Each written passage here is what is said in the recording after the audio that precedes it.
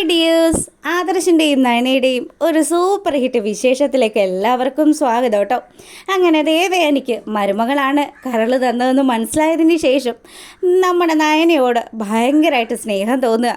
അതുകൊണ്ട് തന്നെ അവളെ മടക്കി വീട്ടിലേക്ക് കൊണ്ടുവന്ന കാര്യങ്ങളൊക്കെ സംസാരിച്ചുകൊണ്ട് നിൽക്കുകയാണ് ജയനും ആദർശവും ഒക്കെ. എന്തായാലും അമ്മ ചെയ്തത് വലിയൊരു കാര്യം തന്നെയാണ്. നയനെ അമ്മ തിരികെ കൊണ്ടുവന്നല്ലോ.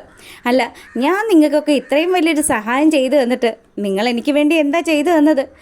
എനിക്ക് കരൾ തന്ന കുട്ടി ആരാണെന്ന് കണ്ടെത്തിയിട്ട് അവളെ എനിക്കൊന്ന് കാണിച്ചു തരാൻ മേലെ ആദർശെന്ന് നമ്മുടെ ദേവയാനി ചോദിക്കുക. അപ്പോൾ ഇത് കേട്ടതും ആദർശ് പറഞ്ഞു, അമ്മ അതിന് അവർ ഈ നാട്ടിൽ തന്നെ ഇല്ലല്ലോ, അവർ മടങ്ങി വരുന്ന സമയത്ത് എന്തായാലും അമ്മയെ ഞാൻ കാണിച്ചു തന്നിരിക്കും.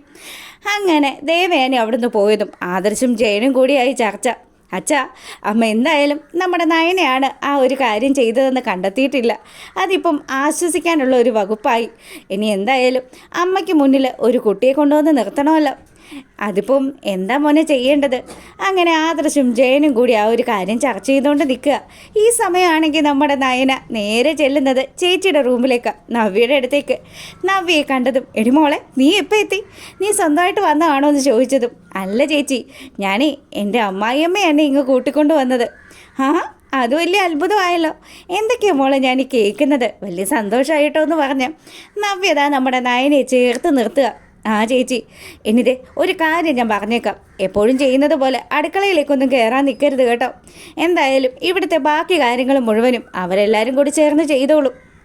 ചേച്ചി, അതിന് എൻ്റെ അമ്മായിയമ്മയ്ക്ക് സത്യങ്ങളൊന്നും ഇതുവരെ അറിയില്ല. അമ്മ ഇപ്പോഴും എന്നോട് ദേഷ്യത്തിൽ തന്നെയാണ് നിൽക്കുന്നത്. ഇവർ സംസാരിച്ചുകൊണ്ട് നിൽക്കുമ്പം അങ്ങോട്ടേക്ക് നമ്മുടെ ജലജയും അഭിയും കൂടി വരിക. അപ്പം ഇവർ സംസാരിച്ചുകൊണ്ട് നിൽക്കുന്നത് കണ്ടപ്പം ജലജയ്ക്ക് അങ്ങ് കണ്ണുകടി തുടങ്ങി. അല്ല, എന്താണ് ചേട്ടത്തി അനിയത്തിയും കൂടി ഇവിടെ നിന്നൊരു രഹസ്യം പറച്ചിൽ? ഇപ്പം നിങ്ങൾക്ക് സന്തോഷമായി കാണുമല്ലോ. ആ, സന്തോഷമായി. ദേ, ഇനി എൻ്റെ അനുജത്തി ഉണ്ടല്ലോ അടുക്കളയിലിട്ട് കഷ്ടപ്പെടുത്താമെന്ന് വിചാരിച്ചാൽ നടപ്പാകുന്ന കാര്യമല്ല. നിങ്ങളും ദേ ബാക്കിയുള്ള ആൾക്കാരും കൂടി ചേർന്ന് വേണം എൻ്റെ അനുജത്തിക്ക് ഭക്ഷണം ഉണ്ടാക്കി കൊടുക്കാനെന്ന് പറഞ്ഞു. പിന്നെ ഇവളുടെ ജോലികൾ ചെയ്യാനല്ലേ ഞങ്ങളിവിടെ നിൽക്കുന്നത്. എടി, ഇവൾക്കൊക്കെ വേണമെങ്കിൽ ഇവളൊക്കെ തന്നെ വെച്ചുണ്ടാക്കി കഴിക്കേണ്ടി വരും. അത് നടക്കില്ല അമ്മായിയമ്മേ, ഞാൻ പറയുന്നത് നിങ്ങൾ കേട്ടോണമെന്ന് പറഞ്ഞ് ജലജയോട് ദേഷ്യത്തിൽ സംസാരിക്കുക നവ്യം. അങ്ങനെ ഗത്യന്തരമില്ലാണ്ട് ദാ നമ്മുടെ ജലജ അവിടുന്ന് വിട്ടുപിടിച്ചു. അതിനുശേഷമാണെങ്കിലോ നമ്മുടെ ദേവയാനി കിച്ചണിൽ നിന്ന് ഓരോ കാര്യങ്ങൾ ചെയ്തുകൊണ്ട് നിൽക്കുക. അല്ല, ഇതെന്താ ഏട്ടത്തി അടുക്കളയിൽ? മരുമകൾ അടുക്കളയിൽ കയറിയില്ലേ ഏട്ടത്തി? ആ, എൻ്റെ മരുമോള് അടുക്കളയിൽ കയറണ്ടെന്ന് ഞാൻ പറഞ്ഞിട്ടുണ്ടെന്ന് ദേവയാനി പറയുക. ഇത് കേട്ടതും ചേട്ടത്തി അനിയത്തിയും കൂടി അങ്ങോട്ടും ഇങ്ങോട്ടും നോക്കി. അല്ല, ഇതെന്താ സംഭവം? ഏട്ടത്തി അങ്ങനെയൊക്കെ പറയണമെങ്കിൽ എന്തെങ്കിലും കാര്യം കാണുമല്ലോ. എന്താ ഏട്ടത്തി? ഏട്ടത്തിയുടെ സ്വഭാവത്തിന് നല്ല മാറ്റം ഉണ്ടല്ലോ എന്ന് ജലജ ചോദിക്കുക. ഇത് കേട്ടതും ദേവയാനി പറഞ്ഞു, ഞാൻ ഈ വീട്ടിലേക്ക് കല്യാണം കഴിഞ്ഞ് വന്ന സമയത്ത് ഇവിടെ ഒരു അമ്മയുണ്ടായിരുന്നു. എല്ലാവരുടെയും ഇഷ്ടത്തിന് ഭക്ഷണമൊക്കെ ഉണ്ടാക്കി തരുന്ന ഒരമ്മ. ആ അമ്മയായിരുന്നു നമ്മുടെ എല്ലാവരുടെയും കാര്യങ്ങൾ നോക്കിക്കൊണ്ടിരുന്നത്. പിന്നെ അമ്മയ്ക്ക് വയ്യാണ്ടായ സമയത്താണ് ഇവിടെ വീട്ടുജോലിക്ക് വരെ ആളെ വെച്ചത്. അതിനേട്ടത്തി അതൊക്കെ കഴിഞ്ഞു പോയ കാര്യങ്ങളല്ലേ, അതൊക്കെ എന്തിനാ ഇപ്പം സംസാരിക്കുന്നതെന്ന് ജാനകി പറയുക. അതെ, ഇനി എന്ത് വന്നാലും നമ്മൾ വേണം ഈ കാര്യങ്ങൾക്കൊക്കെ ഒരു മുൻകൈ എടുക്കാനായിട്ട്. മരുമക്കൾ വെച്ചുണ്ടാക്കുന്ന ഒന്നും വിശ്വസിച്ച് കഴിക്കാൻ പറ്റത്തില്ല എന്ന് പറഞ്ഞ് അങ്ങനെ ദേവയാനി ഭക്ഷണം ഉണ്ടാക്കിക്കൊണ്ട് നിൽക്കുമ്പം നയന അങ്ങോട്ട് വന്നു. അതെ, നയന എന്തിനാ അടുക്കളയിലേക്ക് വന്നതെന്ന് ദേവയാനി ചോദിച്ചതും, അതെന്താ അമ്മ അങ്ങനെ? ഞാനായിരുന്നല്ലോ ഇവിടെ ഭക്ഷണമൊക്കെ ഉണ്ടാക്കിക്കൊണ്ടിരുന്നത്, അമ്മയെ ഞാൻ സഹായിക്കാമെന്ന് പറഞ്ഞു.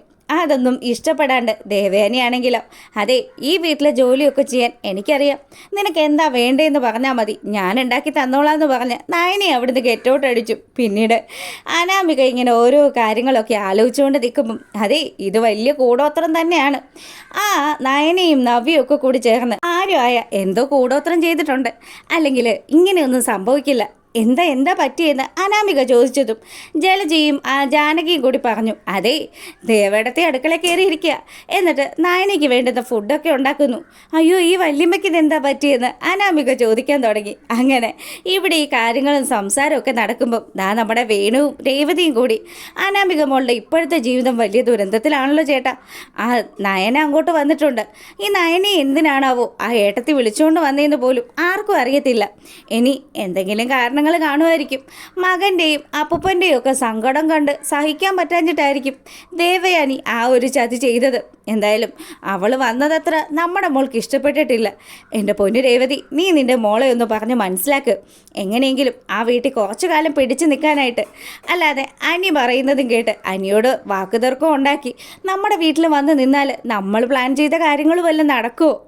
അങ്ങനെ അവരും അവിടെ ആ ഒരു ഡിസ്കഷൻ നടത്തിക്കൊണ്ട് നിൽക്കുക. ഈ സമയം വലിയ സന്തോഷത്തോടു കൂടി ഇതാ നമ്മുടെ ആദർശ് ഓഫീസിലെത്തിയതും എല്ലാവർക്കും സ്വീറ്റ്സ് ഒക്കെ കൊടുക്കുമ്പം എന്താ സാറേ വീട്ടിലെ വിശേഷം, ഭാര്യയ്ക്ക് വിശേഷം ഉണ്ടോയെന്ന് ചോദിക്കുക. ഏയ് ഇതതിലും വലിയൊരു വിശേഷ, എൻ്റെ അമ്മ എൻ്റെ ഭാര്യയെ തിരികെ വീട്ടിലേക്ക് വിളിച്ചു. അത് കൊള്ളാലോ സാറേ. അതെ, ഇനിയിപ്പോൾ മാഡത്തിനെ എത്രയും പെട്ടെന്ന് തന്നെ നമ്മുടെ ഓഫീസിലേക്ക് കൂടി കൊണ്ടുപോകാം സാറേ. അത്രയും കഴിവും ടാലൻറ്റും ഒക്കെ ഉള്ളൊരു വ്യക്തിയാണല്ലോ നയന മാഡം. അതെ അതെ, ഭക്ഷയ്ക്ക് ഇഷ്ടപ്പെട്ടില്ലെങ്കിലും വേണ്ടിയില്ല, ഞാൻ നയന മാഡത്തെക്കുറിച്ച് ഇങ്ങനെ പറയുള്ളൂന്ന് അവിടെ നിൽക്കുന്ന നമ്മുടെ ആദർശിൻ്റെ ഒരു സ്റ്റാഫ് സംസാരിക്കുക. ഈ സമയം വർഷ പറഞ്ഞു, അതിന് എനിക്കൊരു പ്രശ്നമില്ല സാറേ. അത്രയും ടാലൻറ്റഡ് ആയിട്ടാണ് നയന മാഡം ഉള്ളത്. അന്ന് തന്നെ എത്ര ഡിസൈൻസാണ് മാഡം അങ്ങോട്ട് വരച്ചു തന്നത്. അങ്ങനെ ഇവർ ഈ കാര്യങ്ങളൊക്കെ സംസാരിച്ചു കൊണ്ട് നിൽക്കുമ്പോൾ പുതിയ ഡിസൈൻസൊക്കെ ആലോചിച്ചുകൊണ്ട് നിൽക്കുകയാണ് നമ്മുടെ നയന.